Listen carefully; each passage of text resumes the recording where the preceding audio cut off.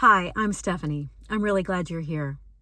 This is HopeLit, a place for hope, light, encouragement, and honest reflection. Before we talked about the word mitzvah, a word that's often translated commandment, but also translated as connection. And today I would like to start with a number. That number is 613.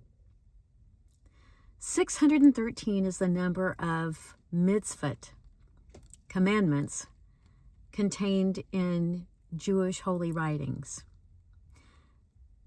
If you're like me, that number can feel exhausting, because when we hear commandments, a lot of us picture pressure or rigidity. But here's the thing. That's not how people who have lived with them actually have understood them.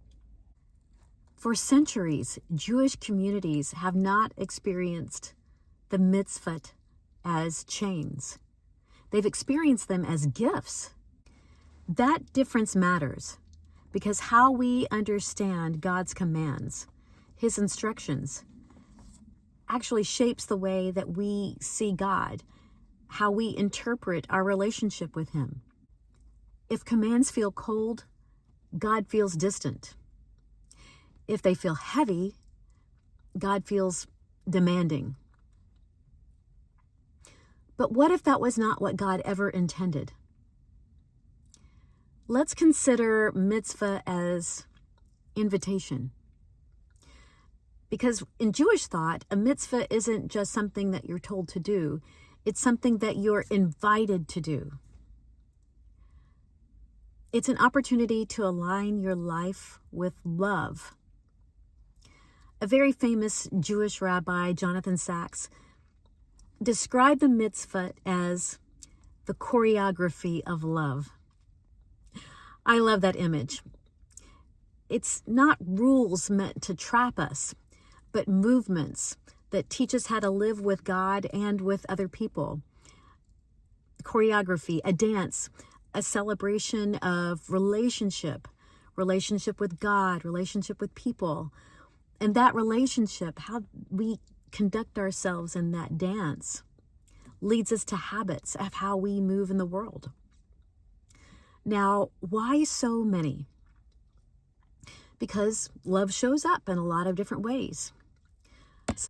Sometimes love looks like action, and sometimes love looks like restraint. Sometimes love speaks, sometimes love stays quiet. It's not sustained by one big moment. It's built through thousands of small ones. That's how the mitzvot work. They train through repetition until love becomes automatic, instinctive. When Jesus was asked which commandment matters the most, He didn't throw all the rest away. He went straight to the center. Love God, love your neighbor. Everything else hangs on that. Not because the other commandments don't matter. It's because love is what gives them weight. Love is the inspiration. Love is the impetus. Love is what moves us all forward. The Apostle Paul says it this way: the one who loves another has fulfilled the law. Fulfilled does not mean reduced. It means completed. So if we're honest, this is where many of us struggle. Commandments can feel heavy when they're disconnected from love. Rules without relationship feel suffocating. I want to encourage you. God was never interested in ritual without compassion. He wants us to have lives marked by mercy, communities shaped by kindness, faith that actually brings light into the world. Think on this. What is your why? What is your why for being? What moves you forward? This is where I want to share something with you that completely reframed this for me. There's a teaching in Jewish spirituality that says it's a great mitzvah to be joyful. Joy isn't optional. It's considered sacred. Not because life is always easy. We know that life is hard. But because joy sustains love over time. The Bible says the joy of the Lord is our strength. Joy moves us forward. There's a traditional prayer that echoes this so beautifully. It says, "Blessed are you, Lord our God, King of the universe, who has sanctified us with commandments and commanded us to live in joy and gratitude." That stopped me in my tracks. Not commanded to be anxious. We're not commanded to be perfect. We're commanded to live in joy and gratitude. What if obedience was always meant to lead us there?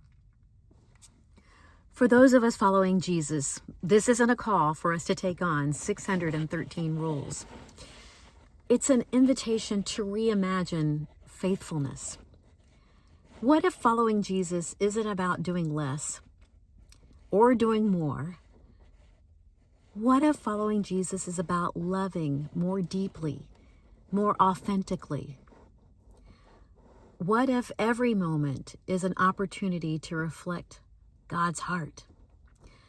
Making your life a mitzvah begins right here, not with compliance, but with communion. And when love becomes the center, obedience becomes light. Before we close, it's time for the HopeLit question. You don't have to answer out loud. Just consider for a moment. Where in your life does love feel hardest right now? And what is one small, joyful way that you could practice it this way without exhausting yourself? I'll go first. Last week, I talked about needing to practice more patience, to take a pause, to take a breath, especially when I'm tired or overwhelmed, before I respond or react in any circumstance. And so I want to take that idea and move it into something that is joyful and not exhausting that I can practice this week in my job. You know how you and your coworkers can intellectually have a common goal, something you're all working towards, but you have different perspectives. And coming at the same idea, the same task from these different viewpoints can often invite conflict, can make a really difficult task of working together towards that common goal. So what I'm trying to do this week is to remember the common goal. What is the why of the situation? Not my why, but what is the why of why we're working together? Then I can take that patience that I'm working towards this year and see each of my coworkers for what they're trying to accomplish. We're all trying to get to the same place. We may have different paths. If I pause and I think about what their motivation is, maybe we can come to achieving that goal with joy and gratitude once we have completed it, or maybe just gratitude for the journey of working together, being a team, working towards that goal. If you have something similar you'd like to share, I encourage you to comment below. If you like what you're hearing, if you're encouraged, if you're able to see your situation in a little different way, if you're starting to understand a different perspective on God, if you're getting hope and encouragement from this, I hope you'll subscribe. But please comment below. This channel is not meant to be a monologue, it's a conversation. I hope that this is a place that we can all continue to grow in joy and in hope and share light. This is a place for encouragement, not perfection. Thank you for being here. Thank you for choosing light.